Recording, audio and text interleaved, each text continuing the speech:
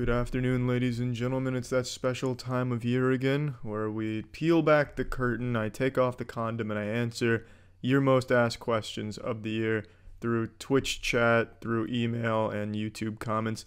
I just kind of make a mental list of the most asked questions. So let's start with the first one. Do you still play Recorder?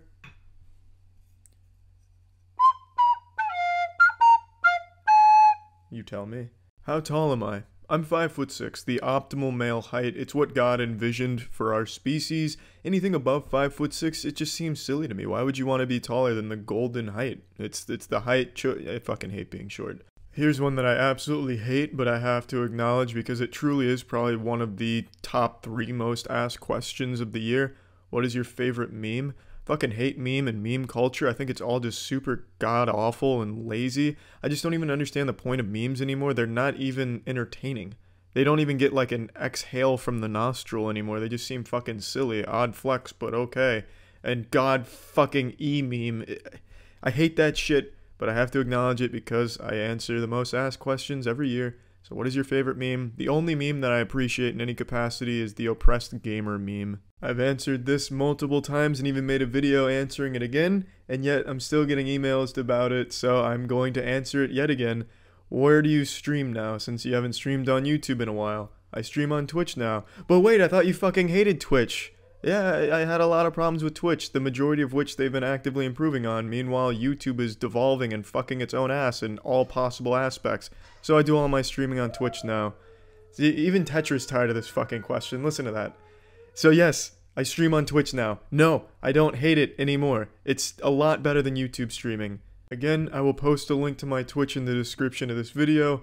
Next big question I always get asked, and this one I get asked all the fucking time, and again, this is one that I've answered before.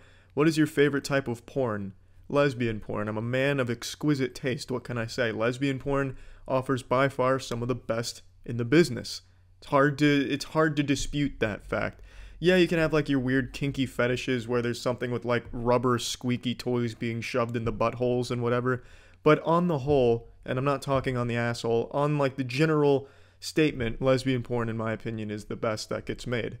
Next big question, is there going to be more wetwear, new wetwear selections? Yes, there is. And there is right now, actually. There's hoodies and shit.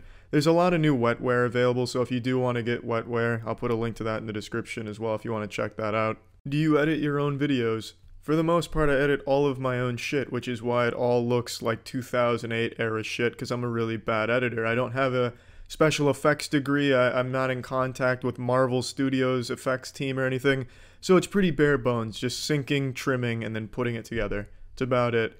However, the podcast gets edited by Jackson, and the Moist Meter also gets edited by Jackson, which is why the two of those have a bit more production value and don't look like some middle schooler's portfolio or first time with Windows Movie Maker. I forgot to mention this one when talking about Twitch. This is one that I'm asked probably more than anything else. This, I would say, is the most frequent question of the year for me. Will you be playing and or streaming huge name game coming out soon? Yes, I will most likely be playing and or streaming the huge game that you have just asked me about. I've got G Fuel in the veins. What can I say? I'm a hardcore, elite, top-tier gamer, barbarian, assassin guru. I play the majority of new games that come out. I always have. I stream a lot of them too. Maybe not all of them, but I do, for the most part, play the majority of the new games. So yes, I will probably be checking that out. What advice would I give to a college kid? I don't know why I'm always turned to for advice when dealing with college matters and the social aspect of college, especially after I already made the video talking about how I spent an entire year of my college life, my freshman year, pretending to be an anime mysterious guy who was one step shy of having his nipples pierced and wearing assless chaps to appear different and unique. I don't know why people would turn to me for the social aspect of advice in college, but regardless, the advice I would always give someone is don't be weird. Just don't be weird. Now, don't misunderstand what I'm saying. I'm not telling you not to be yourself or to just be like some carbon copy cloned of every other fucking douchebag in college. I'm saying don't come on too strong and fire on all fucking cylinders. Go in there full mast, full erection, blood pouring to your throbbing member, you know, gloating about your favorite hentai to someone you're just meeting for the first time. ease your way into someone's life, find commonalities, common grounds, small talk, and then, go from there. Just, I guess it's less of don't be weird and more of don't be so overbearing. Well, I guess just don't be weird. I still think that's the best fucking advice. Don't be weird when you're first starting to meet people or trying to carve out your own identity in a new space. This is one I don't really understand, but I'm always asked, are you ever going to do more of the Reel series, Reel videos? And I don't get that because it's not like I ever stopped. I just don't call them the Reel and then product name. They're just infomercial dubs. The only reason I ever called it the Reel series is because I was too fucking lazy to individually name those videos. But now I name them. Nothing has changed. I still make those. I just don't call them the Reel because it's a stupid fucking name, really. Why are you afraid of flying? As most of you know, I'm afraid of flying. Why am I afraid of flying? Well, it's fucking scary to me. The thought that if something does go wrong and it can't really be fixed in the air by the pilots or anything, I'm super fucked. There's not a whole lot I can do in that scenario to help myself. My seat can be used as a flotation device. Oh, fantastic. That's splendid. I'll make sure to cry into that as the plane fucking explodes. Oh, an oxygen mask, huh? Oh, great. I can stay conscious a little while longer as the plane fucking nosedives so that I can continue to see it coming.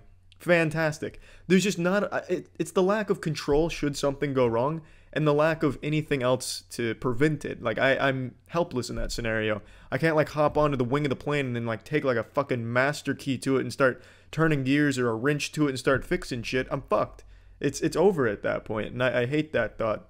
Just having it be entirely in someone else's hands, and should it go wrong, being completely powerless to try and fix it. And it also being 100% fatal should it go wrong. It's fucking scary. Flying is scary. You're insane if you fly. You're a fucking mad lad if you fly. I respect you.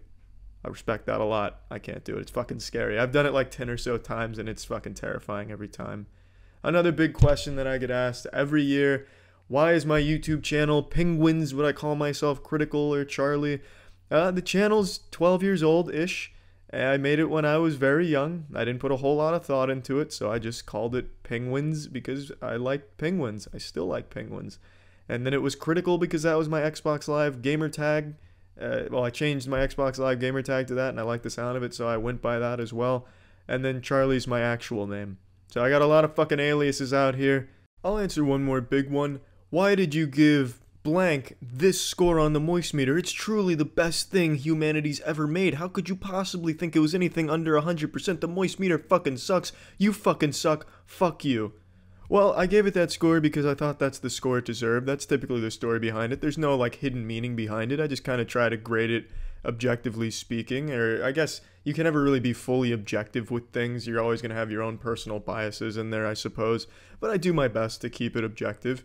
And I thought that's the score it deserved. I'm sorry to have spit on your beloved property, but one thing I've learned, when you start reviewing something, you open yourself up to such hostility from the fanboys of that area. For example, the best one I can pull from immediately is Rockstar. People blindly follow Rockstar Games and will always support them no matter what type of anti-consumer business practices they employ, and even if the games really aren't as good as they made out to be.